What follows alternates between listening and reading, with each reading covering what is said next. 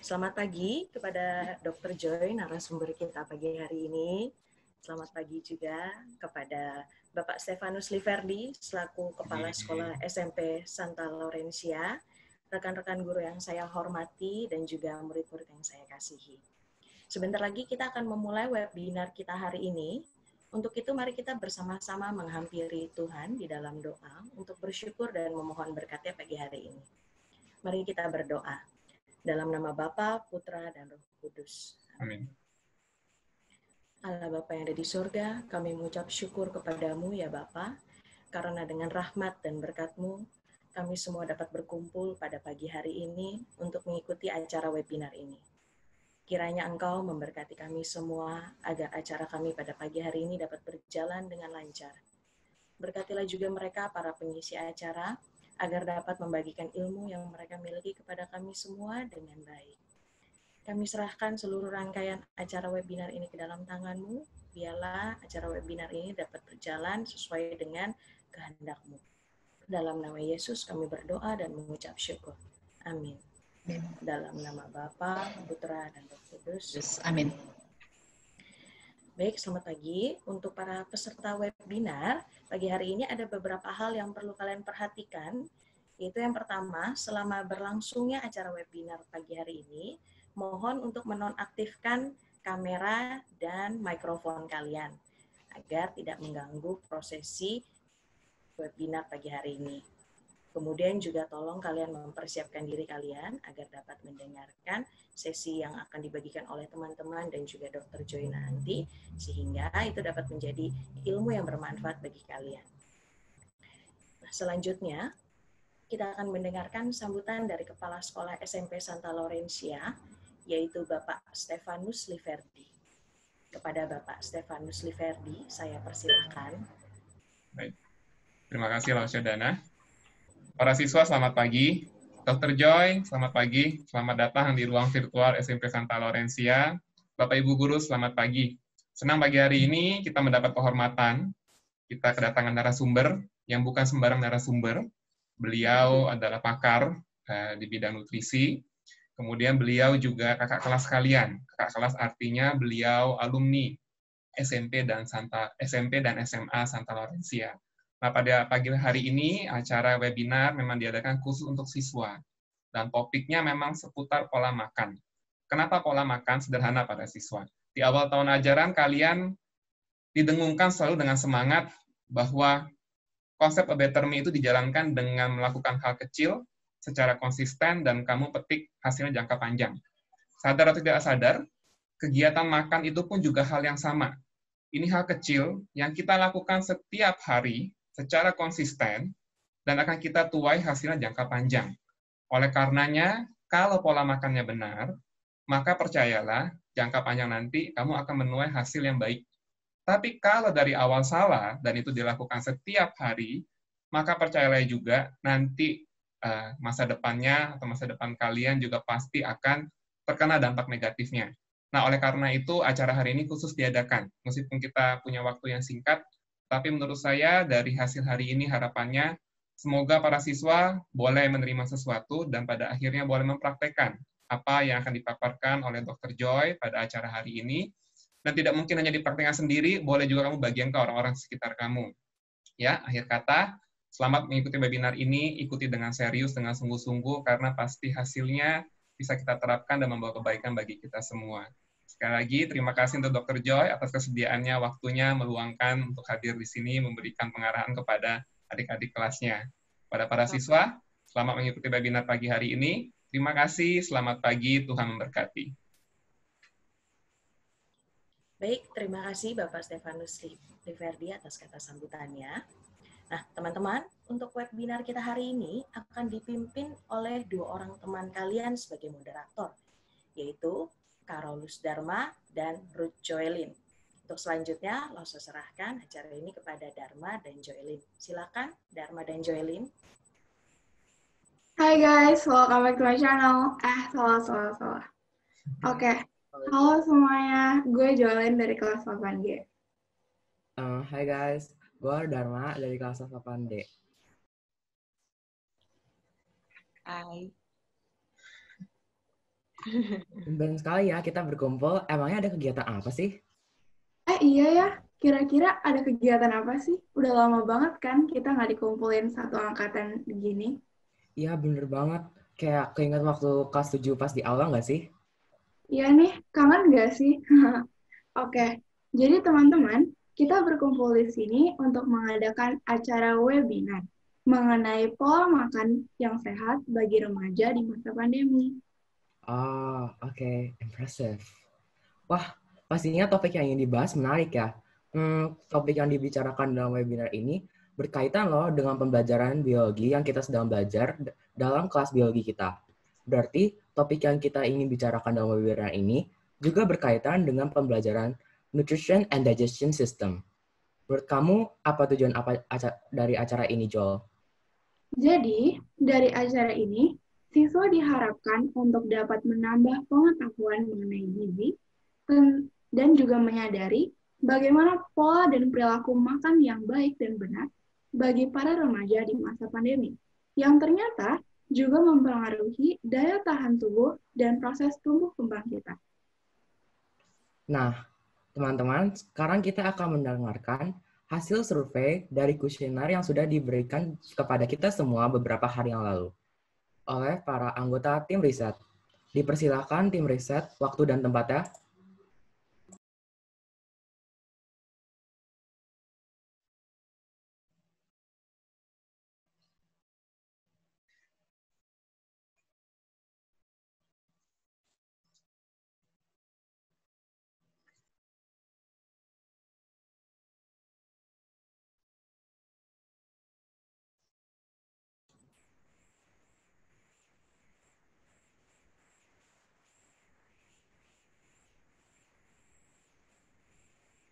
Baik, untuk tim riset, Keira.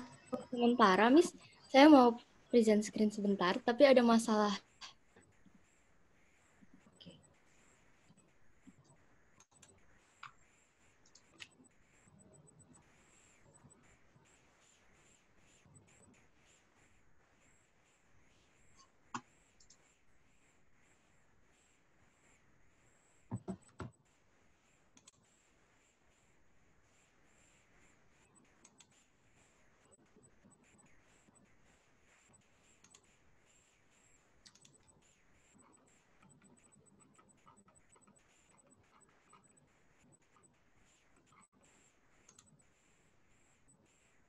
Baik, mungkin teman-teman dari tim riset ada yang bisa bantu untuk share screen selain Keira.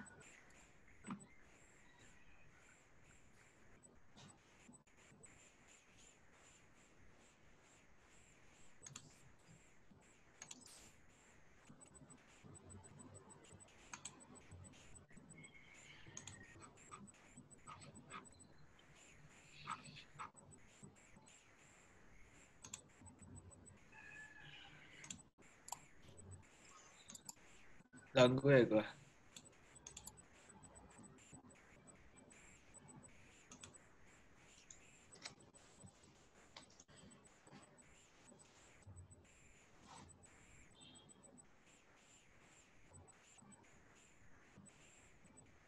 Apakah sudah terlihat, teman-teman? Kelihatan presentasinya, PPT-nya udah kelihatan. Nggak kelihatan sih. Udah. Oke. Baik. Selamat pagi, teman-teman. Saya Kira Jasmine dari tim riset dan juga teman saya, Raimun, akan menjelaskan hasil dari kuesioner yang sudah kalian isi sebelumnya. Terima kasih banyak atas partisipasinya. Kami akan menyampaikan perubahan pola makan sebelum dan setelah pandemi. Teman-teman, ini adalah salah satu soal dari kuesioner yang sudah kami hitung dengan presentasi sangat setuju saja. Ada peningkatan dari penyajian sayur dan buah-buahan dari keluarga, dari 49% menjadi 58%, yang artinya ada sekitar 18 keluarga yang mengubah pola makannya menjadi lebih baik lagi. Dan juga untuk konsumsi sayur dan buah-buahan juga meningkat dari hanya 36% saja dan 45% saja. Sehingga itu merupakan hasil yang bagus dari kita semua ya teman-teman. Dan berikutnya, untuk penyediaan suplemen dari keluarga, Sebelumnya hanya 48% dan 52% saja. Yang artinya, bahkan sebelum pandemi sekalipun, keluarga kita semua ternyata sudah cukup mengetahui pentingnya suplemen makanan bagi tubuh. Dan untuk pengkonsumsian suplemen makanan, uniknya malah turun dari 36% menjadi 33%. Nah, berikutnya teman-teman, untuk konsumsi makanan di rumah dan menyiapkan masakan dari rumah merupakan hasil yang sangat bagus, di mana ada peningkatan yang cukup signifikan hingga 12% dan juga 3%, sehingga setelah pandemi, secara conclusion, keluarga makin sehat dan juga makin banyak makan di rumah. Nah, teman-teman, untuk pengetahuan gizi, saya ingin mengucapkan selamat dulu untuk kita semua, di mana kita seangkatan rata-rata nilainya adalah 76,6%, yaitu di atas KKM. Pasti hasilnya akan lebih memuaskan setelah kita mendengarkan penjelasan dari Kak Joy dan juga pelajaran dari Serdharma ya. Berikutnya teman-teman, ini adalah pertanyaan yang paling banyak dijawab benar oleh kalian, yaitu mineral untuk pembentukan tulang di masa pertumbuhan remaja, yaitu kalsium dan juga fosfor. Dan ternyata jawabannya memang benar teman-teman. Dan berikutnya adalah pertanyaan yang paling banyak dijawab salah oleh kita semua, yaitu konsumsi karbohidrat yang berlebih akan disimpan di otot dan di hati. Padahal sebenarnya jawabannya adalah benar, tapi banyak sekali yang masih menjawab salah. Di sini teman-teman pasti sudah lihat. Kita juga menanyakan tentang kebiasaan pola makan murid kelas 8 saat pandemi COVID-19. Makanan yang rutin dikonsumsi kebanyakan murid kelas 8 adalah nasi, dan diikuti juga oleh teh, kopi, dan susu. Untuk menu sarapan, yang paling banyak dikonsumsi adalah susu, kopi, coklat, dan sereal. Diikuti juga oleh roti, biskuit, dan kue. Untuk menu makan siang, yang umumnya dikonsumsi adalah nasi dengan lauk-lauk, diikuti oleh buah. Untuk menu makan malam, sama dengan menu makan siang, yaitu yang paling banyak dikonsumsi adalah nasi dengan lauk-lauk, diikuti juga oleh buah.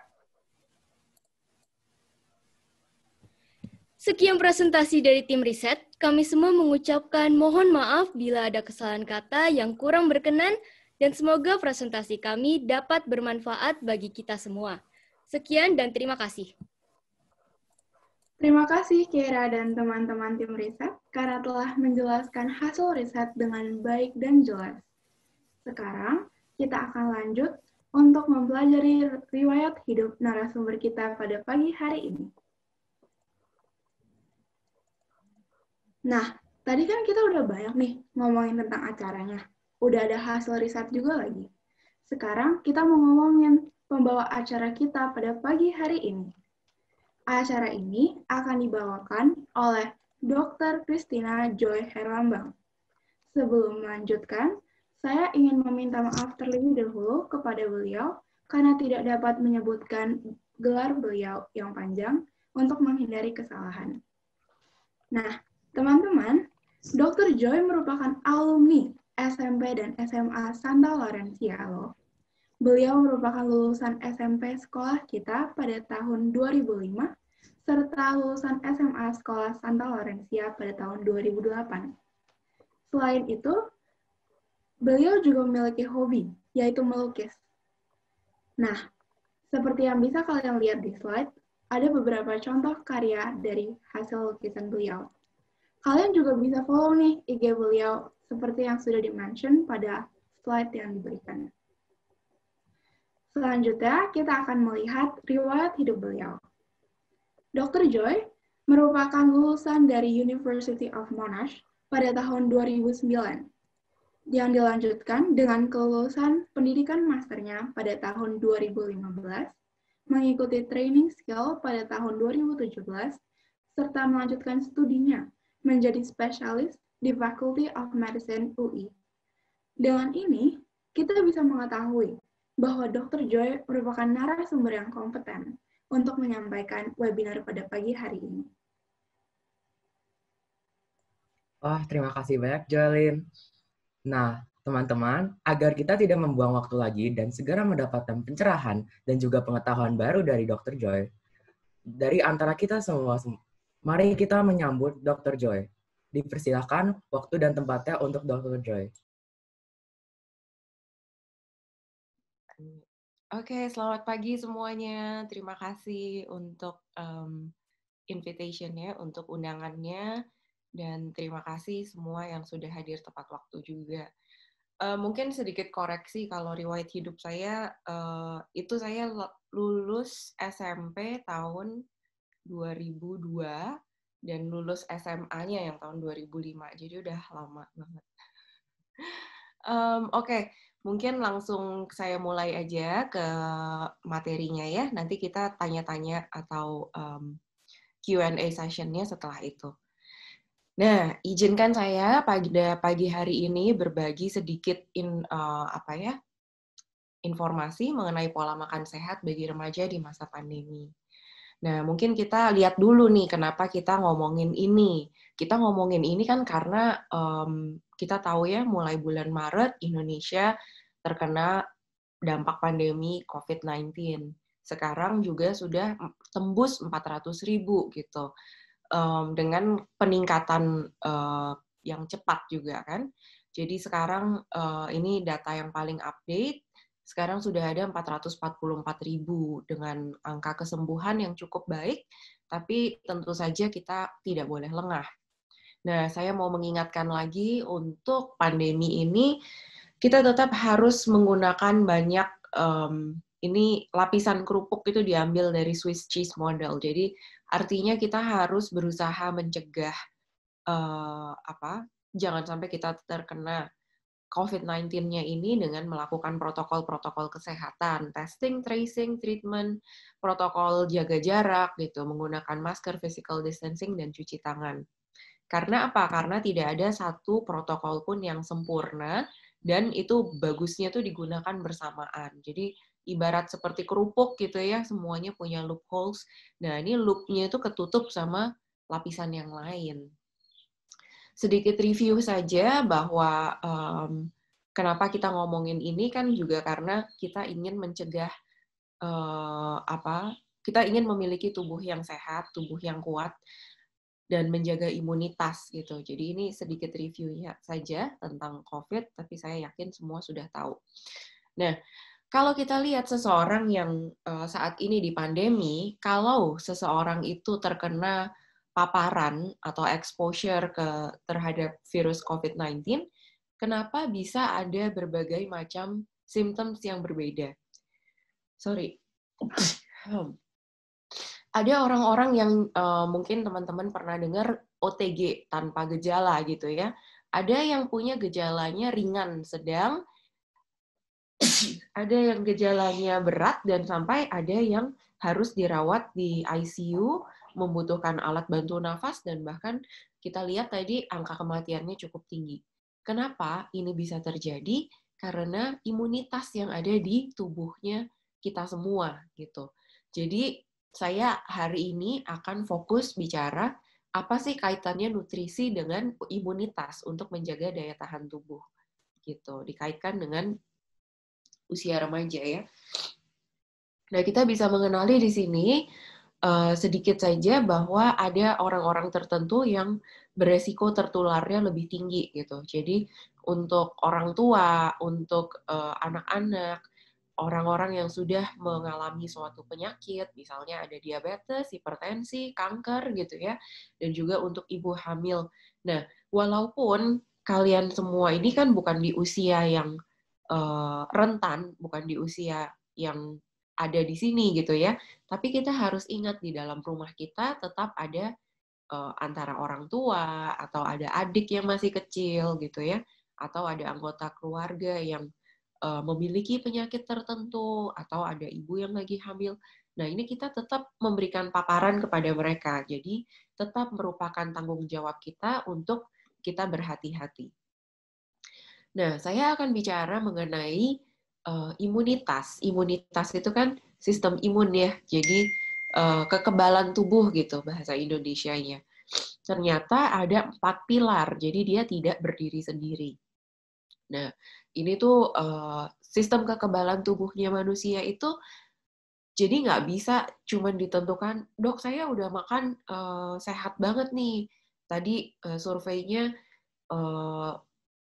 asupan sayur dan buahnya sudah meningkat sekali. Saya juga udah disediakan suplemen setiap hari oleh orang tua gitu. Tapi ternyata yang menjaga supaya kita imunnya baik tidak bisa hanya dari makanan saja. Jadi ini ibarat kalau bangunan yang kuat itu ada 4 kan pilarnya gitu. Nah ini ada nutrisi, olahraga, tidur, dan mindfulness. Nah, ini saya mau memperkenalkan pohon nih. Pohonnya ini ibarat seperti kita. Jadi kalau misalnya kita batuk, pilek, atau misalnya seperti saya tadi bersin-bersin, atau ada yang ada keluhannya, kok saya kulitnya berjerawat ya, banyak banget, nggak habis-habis nih kayaknya. Atau misalnya rambutnya banyak yang rontok gitu. Atau ada gejala dan tanda apapun, itu ibarat di sini. Lokasinya tuh seperti di daun-daunnya gitu, signs and symptoms. Kita harus cari sampai ke akarnya, oh ini tuh ternyata berkaitan dengan sistem organ apa. Apakah jantung, atau endokrin, atau pencernaan, atau imun gitu. Jadi nanti relasinya tuh kaitannya sama organ apa aja sih yang terkena. Nah nanti kita lihat lagi, itu mereka dari ada reaksi-reaksi kimia atau reaksi yang terjadi di dalam tubuh tuh hubungannya sama apa aja yang terganggu gitu. Nah, kalau kita ibarat seperti pohon ini, sebetulnya yang paling menentukan namanya pohon ya. Kalau pohon itu kan bisa tumbuh dan bisa menghasilkan daun yang banyak, yang bagus, bisa berbuah sampai bagus. Kenapa? Kalau dia akarnya baik, ya kan? Ya kalau misalnya kita lihat suatu tumbuhan yang kalau misalnya dia akarnya itu nggak baik, tentu saja dia tidak akan bisa menghasilkan tumbuhan yang baik juga gitu. Jadi ternyata kalau di akarnya ini salah satunya ya nutrisi ini. Jadi ini seperti yang tadi 4 pilar itu tadi gitu. Nah kita ngomongin yang pertama tentang nutrisi. Nutrisi kalau misalnya orang yang tidak memperhatikan asupan gizinya, tidak baik nutrisinya, ini bisa menurunkan imunitas dan juga akan meningkatkan resiko terkena penyakit. Nah, kalau misalnya untuk kalian di usia remaja, di usia sekolah gitu kan, kelas 8 ya, kita bisa melihat namanya hidup itu, namanya ada siklus kehidupan. Jadi kalau misalnya kita lagi belajar tentang pertumbuhan gitu ya, tumbuh kembang, kan ini kalian masih di dalam usia tumbuh kembang. Kita bisa lihat ternyata apa yang kalian alami saat ini di sini nih, remaja dan usia sekolah, itu berpengaruh untuk nanti kalau misalnya punya keluarga sendiri, yang perempuan hamil, yang laki-laki menyumbangkan sel spermanya, itu kesehatannya tergantung dari saat ini juga. Dan bukan dari situ saja, nanti melahirkan anak yang janinnya lahir berat badannya cukup, atau nanti pas waktu sudah lanjut usia, pas waktu dewasa, dan waktu sudah lansia, itu semuanya terpengaruh mulai dari sekarang. Bukan hanya itu, nyambung lagi nih tadi. Jadi kalau misalnya nanti punya keturunan, apakah nanti janinnya, berat badannya kok kecil banget gitu. Atau nanti bahkan anaknya nanti resiko untuk obesitas atau resiko terkena penyakit diabetes, hipertensi, dan lain-lain, itu tergantung juga dari kesehatan kita. Gitu. Jadi kita tuh tanggung jawabnya cukup besar, bukan hanya untuk apa ya, ketika kita menjaga kesehatan diri kita sendiri, kita tidak hanya menjaga diri kita sendiri, tapi juga sebetulnya ke dampaknya itu sampai ke keturunan kita, dan bahkan sampai ke cucu juga. Gitu. Nah, ketika kita membicarakan gizi, kita harus tahu dulu menentukan status gizi. Apakah saya normal atau tidak? Nah, kriteria status gizi itu salah satunya bisa dengan mudah dihitung dengan menggunakan berat badan dan tinggi badan. Jadi berat badannya dalam kilogram, tingginya dalam meter, dikuadratkan, kita bisa mendapatkan IMT, indeks massa tubuh, gitu. Nah, untuk orang Indonesia, normalnya itu di antara 18,5 sampai 22,9. 23 sampai 24,9 udah overweight, di atas itu sudah obes. Ini saya banyak nih dapat pasien yang selama pandemi ini bisa naik berat badannya 6 sampai 20 kilo. Dari usia remaja sampai usia dewasa gitu. Karena selama pandemi kan aktivitas fisiknya berkurang. Kemudian makannya sekarang di era yang modern saat ini banyak banget kan kita yang sudah menggunakan aplikasi. Jadi makanan itu kalau zaman dulu kita harus keluar mencari makan gitu. Misalnya 50 tahun yang lalu jajanan belum sampai seperti ini dan kita harus ke restoran atau cari ke tempat mana untuk mencari makanan. Sekarang kita tinggal tap di HP aja makanannya yang datang gitu kan. Nah, jadi itu juga mempengaruhi kenapa status gizi itu sekarang banyak yang obes. Nah, terus kita mau mencari berat badan ideal itu gimana? Berat badan ideal itu sebetulnya untuk di bawah 40 tahun bisa diukur tinggi badan dikurang 100 dikurang 10%. Jadi, tapi untuk perorangannya masih bisa dihitung. Apalagi kalau kalian masih di dalam masa pertumbuhan, itu ada lagi hitungannya yang lebih kompleks. Nah, kita mau lihat bagaimana peran status gizi terhadap imunitas. Kita harus tahu dulu yang normal itu seperti apa. Jadi kalau misalnya yang normal, memang massa lemaknya perempuan itu mulai dari masa remaja semakin meningkat dibandingkan laki-laki. Jadi deposit lemaknya itu lebih banyak gitu. Kalau laki-laki mulai dari usia remaja, pertambahan ototnya itu bertambah, namun untuk yang massa lemaknya tidak sebanyak yang perempuan. Nah, ternyata kalau misalnya seseorang itu berlebihan berat badannya, terutama massa lemaknya ya, atau terlalu kurang, ini bisa mengganggu imunitas. Jadi, bisa terjadi inflamasi kronis. Inflamasi itu radang. Jadi, kalau misalnya, tenggorokan misalnya kan terasa radang tenggorokan gitu. Tapi ini yang disebut inflamasi kronis itu setubuh gitu. Seluruh tubuh tuh sebenarnya mengalami kondisi inflamasi. Nah, kemudian bisa sistem imunnya tuh compromise. Jadi sangat mudah untuk terserang penyakit. Kemudian resiko untuk terkena penyakit-penyakit kronis. Jadi penyakit kronis tuh yang biasanya lama banget gitu. Jadi misalnya diabetes, hipertensi, sakit jantung, itu kan bukan penyakit yang bisa langsung sembuh gitu kan. Kalau infeksi misalnya batuk pilek, itu kan dia akut. Jadi artinya biasanya dalam waktu kurang dari 3 minggu dia udah bisa sembuh. Nah, ini resiko untuk kena penyakit-penyakit kronisnya meningkat. Dan resiko untuk terkena infeksi juga meningkat. Untuk yang perempuan, kalau terlalu rendah massa lemaknya, ini juga bisa mengganggu siklus haid. Jadi kalau misalnya terlalu kurus nih bisa-bisa mengganggu apakah nanti siklus haidnya memanjang atau bahkan tidak haid sama sekali gitu. Itu juga harus menjadi perhatian kita. Nah, mungkin saya nggak tahu apakah kalau teman-teman pernah nggak mendengar konsep 4 sehat 5 sempurna? Kalau dulu waktu saya sekolah tuh pernah gitu ya. Masih diajarin nggak sih 4 sehat 5 sempurna itu? Enggak, cuman kadang dengar. Oh, oke. Iya, jadi memang kalau dulu 4 sehat 5 sempurna bentuknya juga kayak piramida. Nah, terus biasanya kalau dulu yang ditaruh di ujung piramida itu adalah yang dikatakan kalau komposisi makanannya tuh makin lengkap, makin sempurna. Jadi kalau dulu di piramidanya yang di paling atas itu ditaruhnya susu. Gitu. Nah, sekarang ini dari Kemenkes mulai dari tahun 2014 kita menggunakan konsep gizi seimbang, tumpeng gizi seimbang. Nah, di tumpeng gizi seimbang ini bukan lagi kalau paling atas paling penting, tapi ini menunjukkan jumlah. Jadi jumlah yang harus kita konsumsi itu seberapa banyak gitu. Kita bisa lihat di tumpeng gizi seimbang ini, paling bawah ini ada aktivitas fisik.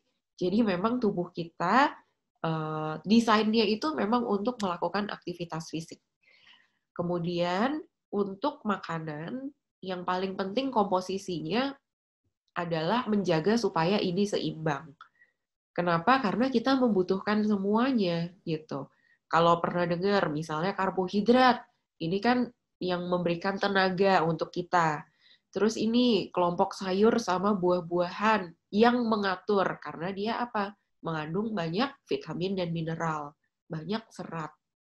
Nah, terus di atasnya ini zat pembangun protein gitu ya. Mungkin pasti udah pada belajar lah protein hewani, protein nabati gitu. Baru yang paling atas ini menunjukkan yang harus paling sedikit dikonsumsi. Jadi gula, garam, dan minyak ini tidak boleh terlalu banyak dikonsumsi. Tapi kalau makanan zaman sekarang memang ini justru banyak banget. Jadi di dalam saus tomat, di dalam kue-kue, di dalam mayones, di dalam kalau pasien saya gitu ya sukanya makan ricis. Ricis itu kan biasanya ada saus kejunya. Itu biasanya bukan keju alami gitu loh. Itu udah terlalu banyak campuran gula, garam, minyak dan chemicals-nya. Nah, kita biasanya disuruh minum katanya kan patokannya 8 sampai 10 gelas sehari. Kalau misalnya kita mau breakdown supaya lebih detail, air minum itu juga tidak bisa disamakan satu orang dengan yang lain. Jadi selain usia, berat badan itu juga penting sekali. Berat badan semakin berat tubuh seseorang, kebutuhan air minumnya juga semakin meningkat. Jadi tubuh manusia itu kan sekitar 60%-nya itu terdiri dari air. Jadi kita sangat membutuhkan air. Apakah untuk proses metabolisme, kalau kita makan karbohidrat, makan protein, makan lemak, supaya itu bisa dirubah jadi energi, itu mungkin belum belajar kimia sih ya. Tapi ada reaksi kimianya gitu. Jadi gimana dari karbohidrat yang kita makan bisa berubah jadi gula, bisa berubah jadi energi, itu proses kimianya itu semua membutuhkan H2O gitu. Sama juga ketika kita mau membuang sisa-sisa racun di dalam tubuh kita, ya kan? Itu juga prosesnya membutuhkan air. Makanya kita harus benar-benar memperhatikan air minum, air putih yang kita minum harus cukup. Untuk memudahkan, gimana sih panduan makan kalau misalnya sekali makan? Nah, ini juga dari Kementerian Kesehatan RI mengeluarkan germas. Jadi ini satu piring, itu idealnya separuh piring langsung kita isi sayur dan buah-buahan. 1/4 untuk porsinya protein, 1/4 untuk porsinya karbohidrat. Nah, tentunya kita pilih, kalau untuk sayur dan buah-buahan, sebisa mungkin kita pilih yang variatif. Jadi artinya buah sama sayur itu kandungannya kan beda-beda. Ada yang tinggi vitamin C, tapi rendah vitamin A. Ada yang tinggi zinc, tapi dia rendah di magnesium. Ada yang tinggi kalsium, tapi dia rendah di zat gizi yang lain, vitamin B-nya gitu misalnya.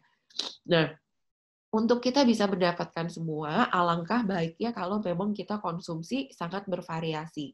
Bervariasi dari warna, bentuk gitu ya. Untuk karbohidrat ya kita pilih karbohidrat kompleks, artinya yang banyak seratnya. Dan proteinnya kita pilih kombinasi antara protein hewani nabati, yang harus diperhatikan jangan sampai pengolahannya terlalu banyak minyak gitu. Ini panduan dari WHO. Kata dia nomor 1 yang harus kita ingat adalah eat fresh and unprocessed foods every day. Artinya makan itu yang penting bukan keren tampangnya, bukan Instagramable-nya. Makanan itu bukan yang penting rasanya enak banget atau murahnya. Sebetulnya yang nomor 1 harus kita ingat bahan makanannya. Kalau dia bahan makanannya segar dan tidak terlalu banyak diolah, itu zat gizinya paling preserve gitu. Paling bisa di preserve itu apa ya? Terjaga gitu loh. Jadi kandungan gizinya tuh masih bagus. Kalau kita terlalu banyak pengolahannya, itu kadar gizinya juga akan berkurang. Ya, ini jadi daily mungkin untuk berapa banyak untuk sayur, buah, grains itu biji-bijian, gandum, atau nasi gitu bisa juga. Nah, ini kalau dari Kemenkes juga mengeluarkan untuk usia berapa tahun, kebutuhannya tuh berapa banyak. Jadi, sorry, saya alergian. Jadi kalau misalnya untuk menentukan kebutuhan gizi harus berapa kalori, berapa gram protein, lemak, karbohidrat, itu kita lihatnya dari jenis kelamin, dari usia, berat badan, dan tinggi badan, itu nanti dihitung. Nah, kalian bisa lihat nih, menarik ya, ternyata yang paling tinggi, ini bukan orang-orang dewasa loh, kebutuhan yang paling tinggi ini justru orang yang masih usia pertumbuhan. Jadi kalau kalian mungkin usianya 13-15 ya, SMP ya. Nanti SMA, ini kebutuhannya tinggi sekali karena masih dalam masa pertumbuhan. Kemudian ini juga masih dipertahankan nanti baru usia 30-an nih, baru mulai turun gitu. Dan tentu saja tergantung dari jumlah aktivitas fisiknya. Makin banyak lari-lari di lapangan bola, main basket, main volley gitu di Laurencia gitu ya. Itu kebutuhan kalorinya juga semakin meningkat. Oke, ini mungkin nggak usah. Nah, healthy eating itu seperti apa? Masa sih dok kalau misalnya zaman sekarang ada pizza, ada donat, ada es krim, masa nggak boleh makan sama sekali? Boleh, tapi kita harus tahu seberapa banyak porsinya. Jadi idealnya 80% itu kita dapatkan dari bahan makanan yang segar gitu. Yang nggak segar, yang terlalu banyak diproses di dalam kemasan, ini cukup 20% aja. Nah, tadi seperti yang saya katakan, penggunaan cara masak ini juga penting. Kenapa? Ini menentukan kandungan gizi. Jadi kalau misalnya masak tempe gitu ya, tahu sama tempe, kaya protein gitu kan.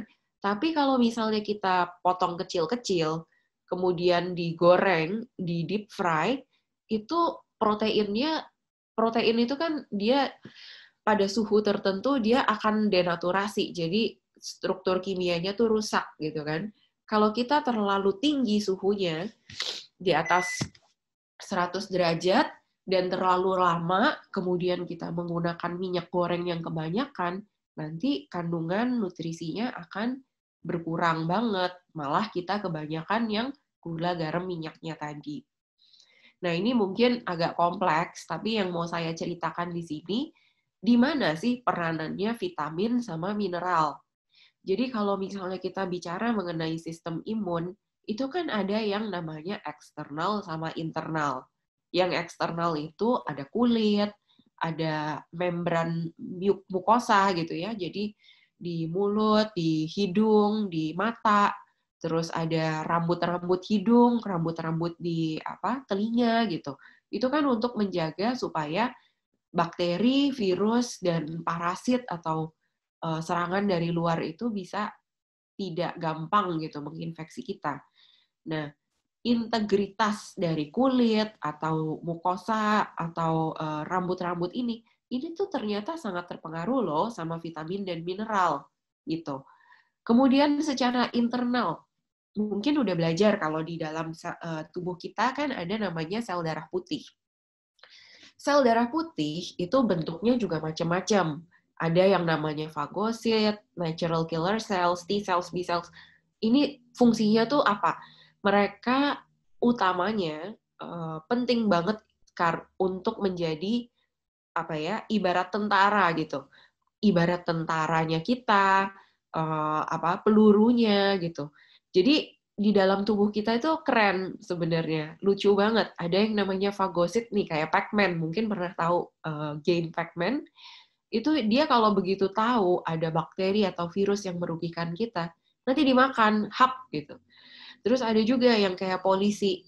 Jadi dia langsung menyerang sel-sel yang bermutasi gitu, yang oh ini calon sel kanker nih, terus ditangkap dia dimakan gitu, dibunuh. Ada juga sel-sel yang T-cells dan B-cells yang bikin sel memori gitu kan ya. Itu semua terpengaruh dari vitamin dan mineral. Jadi itu pentingnya. Di survei saya juga lihat mengenai ada pertanyaan vitamin larut lemak sama larut air. Pentingnya apa sih? Nah, ini pentingnya buat supaya yang praktis ya. Kalau vitamin larut lemak, karena dia larut lemak, sebaiknya kalau kita minum suplementasi sesudah makan aja. Jadi kalau sekarang kalau ada yang ngikutin berita atau yang di keluarganya ada yang suka ngikutin berita, vitamin D ini kan katanya penting sekali untuk imunitas. Itu betul. Nah, itu konsumsinya setelah makan gitu. Dan kita bisa lihat bahwa fungsinya vitamin-vitamin itu juga suka seringkali overlapping. Jadi mereka bekerja sama. Vitamin D dia juga nggak bekerja sendiri, dia bekerja bersama vitamin E, bekerja bersama magnesium, vitamin K gitu. Jadi semuanya tuh kerja sama. Untuk vitamin larut air, contohnya untuk vitamin B, vitamin C, ini untuk praktis ya, yang untuk supaya kalian ingat. Karena dia larut air, dia juga cepat sekali kalau kita dapat dari sayur buah gitu ya, yang mengandung banyak vitamin B, vitamin C, di dalam tubuh kita tuh dia levelnya naik dalam waktu ada namanya ya itu nggak penting. Pokoknya dia naik gitu levelnya, mengikuti kita makan. Jadi kalau kita makan jeruk misalnya ya, makan jeruk mengandung vitamin C, kita tahu. Plasma vitamin C di dalam tubuh kita tuh nanti naik ngikutin jumlah vitamin C yang kita makan. Tapi karena dia larut air, dibutuhkan, habis itu kan dibuang kan sisanya. Jadi yang ideal adalah kita sering-sering gitu mengkonsumsi sayur dan buahnya ini. Karena apa? Begitu dimakan, kemudian plasmanya naik, digunakan sama tubuh kita, terus setelah itu langsung dibuang. Makanya disarankan sekali setiap kali makan harus ada sayur sama buahnya. Gitu. Nah, ini dari WHO saya ambilnya. Vitamin D maupun vitamin C dan juga zinc ini penting sekali menjaga sistem imun. Mau anak-anak, mau dewasa, mau umur berapapun, ini penting sekali. Nah, tapi saat ini memang di WHO menyatakan bukan gara-gara menggunakan vitamin dan mineral, suplemen-suplemen, terus kita jadi sembuh. Ya nggak gitu juga. Tapi membantu sistem imun, iya. Nah, kemudian kita bisa lihat di sini ada warna-warni nih, sayur dan buah-buahan. Memang warna-warninya ini dikaitkan kalau misalnya putih lebih ke sistem imun, kuning lebih ke mungkin ke kesehatan kulit gitu ya, untuk mencegah kanker, untuk kesehatan jantung, panjang umur, untuk detox. Tapi kalau kita ditanya, kita mau fungsi yang mana? Kan kita maunya semuanya dong. Maunya semuanya dan membutuhkan semuanya, ya kan? Jadi alangkah bagusnya kalau kita memang mengkonsumsi setiap grup ini sebisa mungkin semuanya kita konsumsi. Jadi yang warnanya hijau, yang warnanya merah, oranye, kuning, putih itu kita konsumsi. Ini adalah rekomendasi per minggu untuk setiap sayur dan buah-buahan. Jadi kalau misalnya kalian di usia remaja, berarti masuk kategori yang ini, ya kan? Itu kebutuhan untuk dark green vegetables, jadi misalnya daun-daun berwarna hijau tua, bayam, kangkung, sawi hijau gitu ya. Terus yang warnanya merah dan oranye, yang beans and peas, ini kalau di Indonesia tuh rancu gitu. Kalau di luar negeri dia ada legumes, ada beans, ada nuts. Kalau di Indonesia semua jadinya kacang-kacangan gitu, padahal beda. Beans and peas ini termasuk seperti kacang hijau, kacang merah, kacang kedelai. Ini punya kandungan protein yang bagus juga. Kemudian starchy vegetables itu contohnya, contohnya seperti wortel gitu, bengkuang, itu kan dia ada starch-nya, kalian bisa rasain ada zat patinya gitu. Itu juga dibutuhkan. Dan others. Jadi kalau kita bisa mengkonsumsi ini, akan sangat baik sekali karena kita mendapatkan seluruh vitamin, mineral, dan serat yang ada di dalamnya. Seringkali saya dapat pertanyaan, Dok, jadi kalau misalnya selama masa pandemi, untuk meningkatkan imunitas, jenis makanan apa nih yang harus saya konsumsi? Nah, ini ada beberapa jenis makanan yang bagus sekali untuk sering dikonsumsi untuk meningkatkan imunitas. Kenapa? Citrus fruits, terus paprika, ini dia banyak mengandung vitamin C, brokoli gitu ya, almond, sunflower seeds, ini banyak zinc. Ini boleh banget dikonsumsi. Garlic dia juga bagus karena dia punya manfaat antimikrobial, tapi bukan artinya kalau makan banyak bawang putih jadi langsung sembuh atau anti nggak akan kena COVID, itu nggak juga. Nah, kita bicara sedikit mengenai olahraga ya. Olahraga, ketika kita menggerakkan tubuh kita, dan ketika kita berolahraga, ini yang merah ini pembuluh darah gitu. Pembuluh darahnya itu jadi vasodilatasi atau jadi membesar gitu diameternya. Ibarat pipa dia bisa membesar. Artinya apa? Laju darah, blood flow, jadi aliran darahnya juga bisa mengalir jadi lebih baik. Kemudian ketika mengalir lebih baik, kan kita ingat ya di dalam darah itu sel darah merah tugasnya salah satunya juga mengikat oksigen. Artinya apa? Oksigen bisa dihantarkan ke seluruh tubuh, ke organ-organ kita jadi lebih baik. Jadi resiko untuk hipoksia juga, hipoksia itu kekurangan oksigen, itu resikonya juga jadi menurun. Selain itu, sel-sel imunnya juga dihantarkan ke seluruh tubuh, jadi lebih baik juga. Gitu. Tadi kalau misalnya ingat, ini jenis-jenis sel darah putih. Ada yang NK cell, lymphocytes, neutrophils, monocytes, macam-macam ya. Nah, ini ternyata kalau misalnya kita olahraga dengan intensitas ringan sedang, jumlah selnya maupun fungsinya akan meningkat. Jadi, ada sih cara, gimana mekanismenya terjadinya. Tapi intinya, dengan kita berolahraga, itu akan meningkatkan jumlah tentara-tentara kita tadi, jumlah pelurunya, dan juga fungsinya jadi lebih baik. Nah, kalau olahraga, ini saya bisa jelasin sedikit yang praktis juga.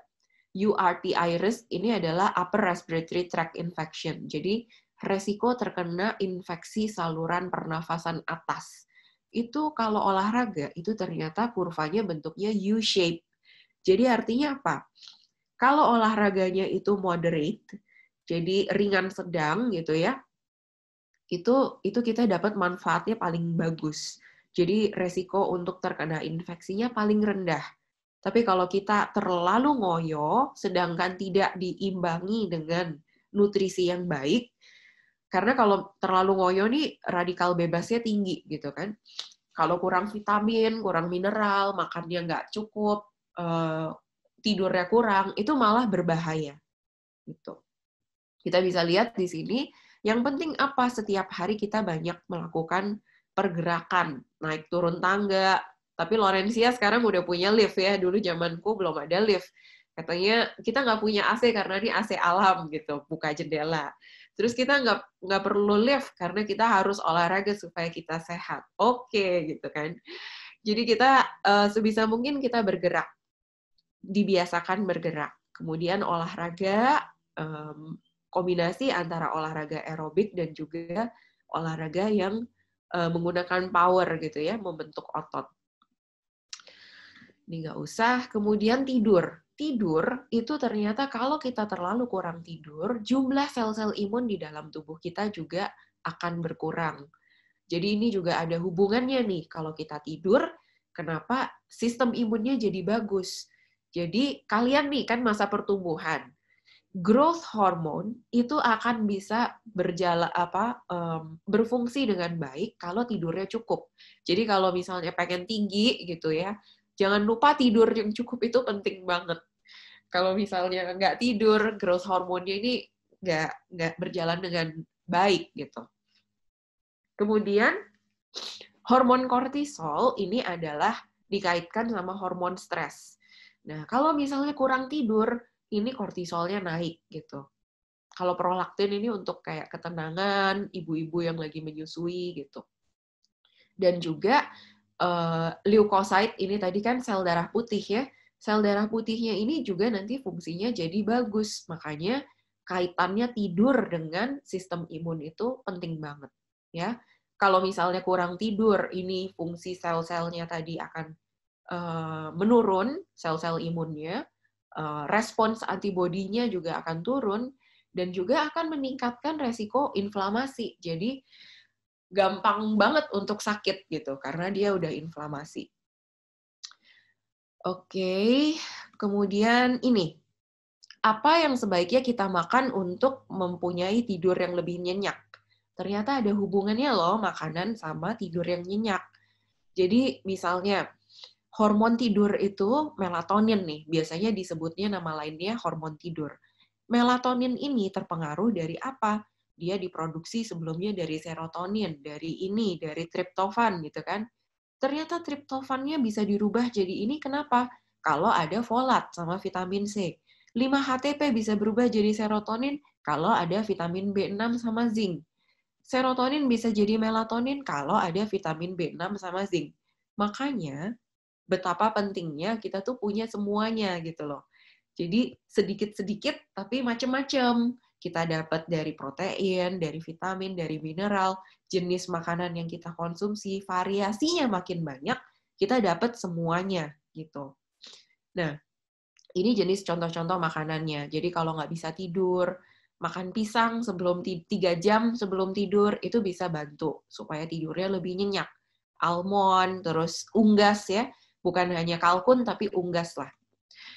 Nah, juga ada makanan-makanan yang akan mengganggu tidur gitu. Jadi makanan yang pedas, makanan yang greasy, jadi terlalu banyak minyaknya, coklat dan keju, ini bisa mengganggu tidur. Kenapa? Karena mengganggu produksi asam lambung, satu.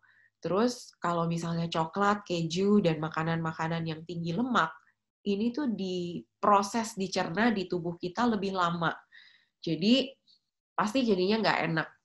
Kopi tentu saja kafeinnya akan mengganggu. Nah, sekarang saya pilar terakhir nih, mindfulness. Jadi mungkin kita bisa lihat bahwa selama pandemi ini, mau laki-laki, perempuan, aneka ras, atau usia, jadi ini walaupun usianya, yang di sini memang nggak ada ya, usia anak-anak dan remaja, tapi intinya bahwa pandemi ini membawa dampak kepada kesehatan mental, gitu.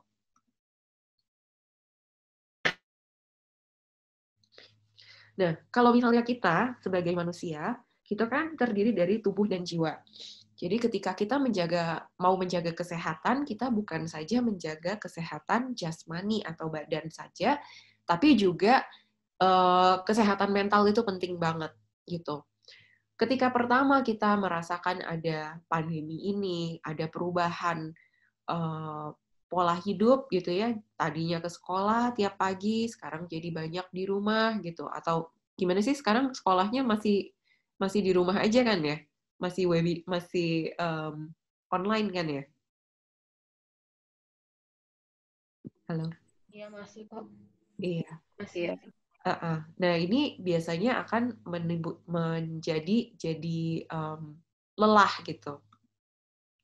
Dan juga ketika terjadi pandemi dan ada stres mental yang tinggi, ini pengaruhnya kepada organ-organ kita banyak. Jadi mungkin ada yang ngerasa jadi depresi atau cemas, gangguan mood swing, jadi bentar-bentar seneng, nanti tiba-tiba ngerasanya sedih gitu. Atau ada rambut yang rontok, ada kuku yang kayaknya kok gampang rapuh gitu ya. Kemudian diare, konstipasi, ini ternyata semua gejala ini bisa ditimbulkan dari kesehatan mental juga. Ini mungkin terlalu kompleks, tapi intinya yang kita inginkan adalah kita tuh being mindful, jadi aware sama tubuh kita sendiri. Jadi mungkin gampangnya gini, kalau kita punya emosi, kita mengenali, oh saya tuh sekarang lagi ngerasa apa sih? Apakah senang atau sedih, marah atau peaceful atau takut gitu. Kita belajar mengidentifikasi apa yang kita rasakan ini suatu hal yang baik. Jadi kita pengennya kalau untuk emosi-emosi yang negatif, ini kita turunin satu step gitu. Jadi misalnya, karena gini, saya berapa kali bantuin retret juga, saya bertemu dengan anak-anak remaja, usia kalian, bahkan yang usia, waktu itu ada yang 10 tahun, 13 tahun, 15 tahun, merasa ada keinginan untuk suicidal, pengen bunuh diri, atau bahkan sudah pernah mencoba, jadi di tangannya ada irisan-irisan gitu. Mental health itu penting sekali, jadi kalau misalnya ada dari kalian yang merasa sampai suicidal thoughts, atau belum sampai suicidal, merasa misalnya kosong, atau merasa tidak punya harapan, atau depresi. Karena saya lihat memang pengaruh dari keluarga kan besar. Jadi kalau misalnya ada hubungan yang nggak baik dengan orang tua, atau sama keluarga, atau sama teman, atau sama guru, atau sama siapapun, dan merasa terganggu, segera cari bantuan. Gitu. Kalau di Laurencia kita punya guru BK, atau bisa cari guru-guru yang memang bisa berhubungan, berelasi dengan baik. Kenapa? Karena ini penting banget. Nah, ada juga nih namanya mindful eating. Jadi mindful eating itu adalah ketika kita makan, alangkah baiknya kalau kita benar-benar menyediakan waktu untuk makan. Jadi kita makan itu bukan sambil nonton TV, atau sambil kerja, atau sambil melakukan aktivitas lainnya. Karena kita jadi lebih sadar gitu, oh saya makan segini banyaknya, udah ada sayurnya cukup, udah ada proteinnya, ada karbohidratnya gitu. Ini juga penting. Nah, kalau usia remaja ini juga kalian itu mulai ada yang ke anoreksia atau ke bulimia gitu. Karena biasanya di usia remaja mulai menyadari ingin terlihat baik gitu di depan lawan jenis atau di depan orang-orang pada umumnya. Itu adalah suatu proses yang wajar gitu di usia remaja. Jadi mulai sadar, mulai naksir-naksiran sama teman, mulai sadar diri, mulai jaga badan gitu ya. Nah, tapi jangan sampai kalian itu merestriksi makanan benar-benar cuman oke, saya cuman makan sayur sama buah doang gitu. Kemudian makan protein atau karbohidratnya kurang, itu nanti bisa bahaya, dan kita mau menghindari jangan sampai craving terlalu berat gitu ya. Jadi makannya tuh benar-benar restriktif banget, tapi nanti gilirannya craving, terus makan, ini cheating day gitu, terus jadi makannya gila-gilaan, yang junk food ini terlalu banyak, nanti ngerasanya guilty. Nah ini kalau misalnya guilty feeling, terus jadi lingkaran setan, jadi guilty feeling, nanti restriksi, nanti overeating, nanti guilty feeling lagi, ini yang bahaya. Dan saya sudah melihat ini terjadi sudah banyak di usia remaja juga. Gitu. Jadi yang kita mau adalah flexible eating. Jadi makanannya sebisa mungkin variatif. Makan jajanan masih boleh, tapi kita mindful porsinya seberapa banyak sekali makan gitu ya. Misalnya M&M's ini porsinya gede banget, ini ya udah yang kecil aja. Mau es krim, cari yang kalorinya kecil misalnya gitu. Ini nggak usah. Nah, ini juga mungkin saya bisa perkenalkan ada namanya hunger scale.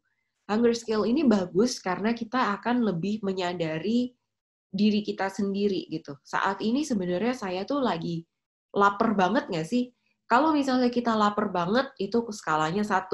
Kalau kita lapar banget dan tendensinya jadi makan sebanyak-banyaknya sampai kekenyangan, itu biasanya bisa sampai di 10 ini.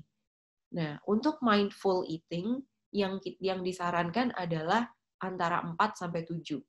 Jadi kita bisa tanya ke diri kita sendiri, loh, sebenarnya saya mau makan ini karena memang lapar, atau karena bosen, karena nganggur.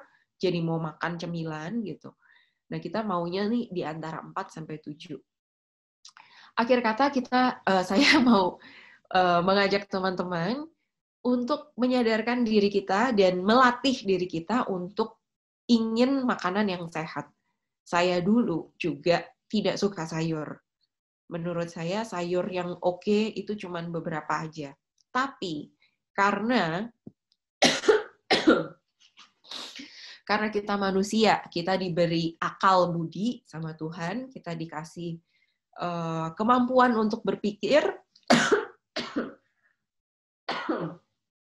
Saya harap yang saya sharingkan tadi juga bisa menyadarkan kita semua bahwa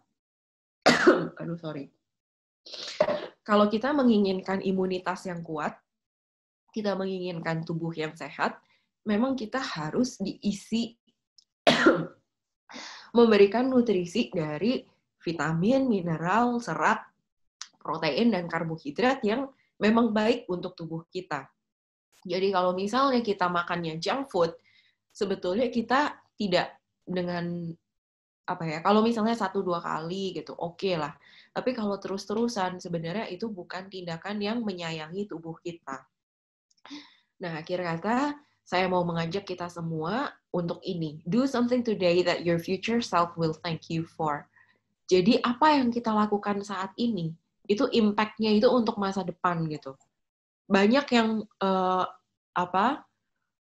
orang-orang itu udah hipertensi atau diabetes atau sakit jantung, terus jadi menjaga makan, tapi itu sebetulnya udah terlambat.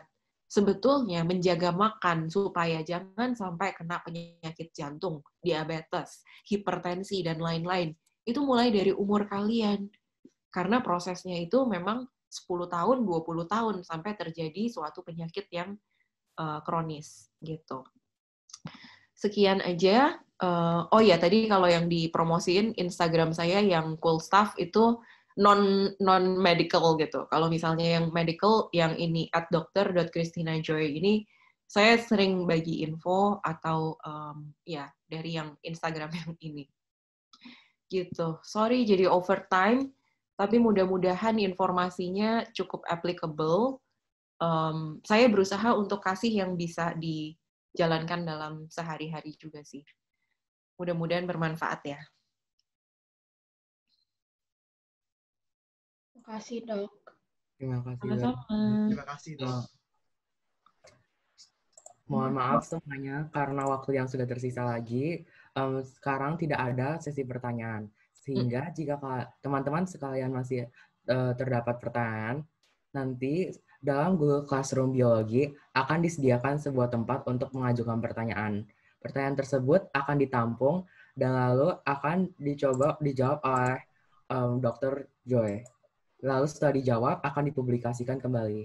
Terima kasih. Baik, terima kasih Dr. Joy karena telah meluangkan waktunya serta membawakan acara webinar pada pagi hari ini. Sekarang kita akan membahas sedikit kesimpulan dari apa yang bisa kita ambil dari materi webinar hari ini.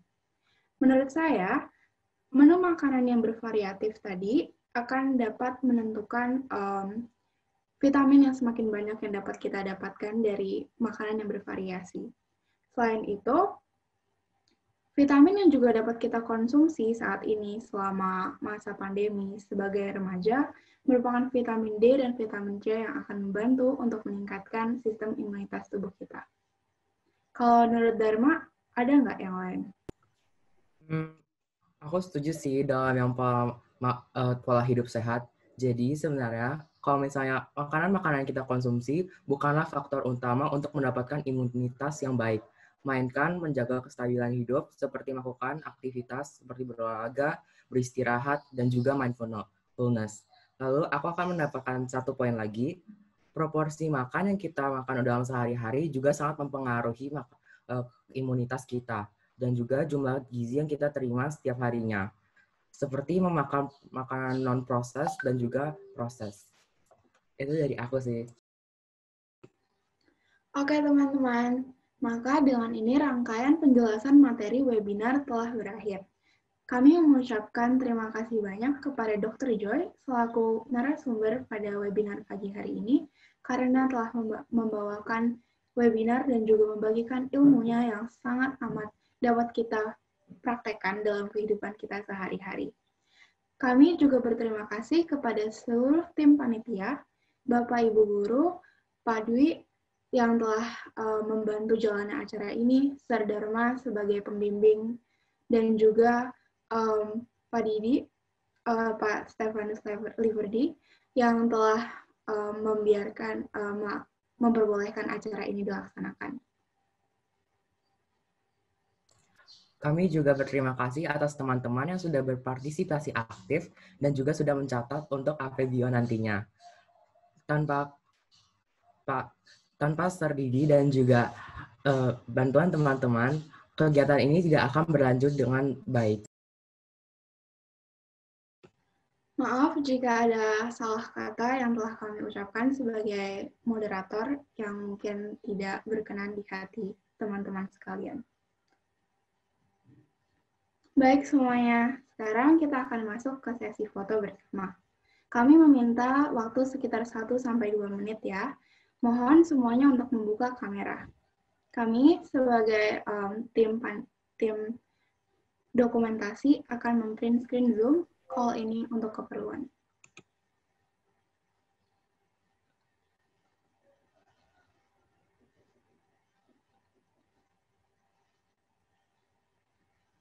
Baik, dalam hitungan 1, 2, dan 3. Sekali lagi ya, teman-teman. 1, 2, 3. Baik, terima kasih teman-teman atas waktunya dan telah mendengarkan webinar ini dengan baik. Selanjutnya saya akan mempersilahkan Lausudana untuk melanjutkan acara ini. Terima kasih. Oke, baik. Terima kasih Dharma dan Joylin sudah memimpin acara hari ini ya sebagai moderator. Saya juga ingin mengucapkan sekali lagi terima kasih buat Dr. Joy.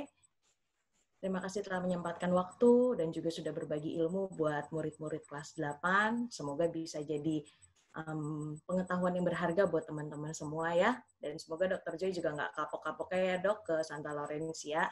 Ini sudah kedua kali dok. Terima kasih sekali untuk waktunya. Terima kasih udah dengerin.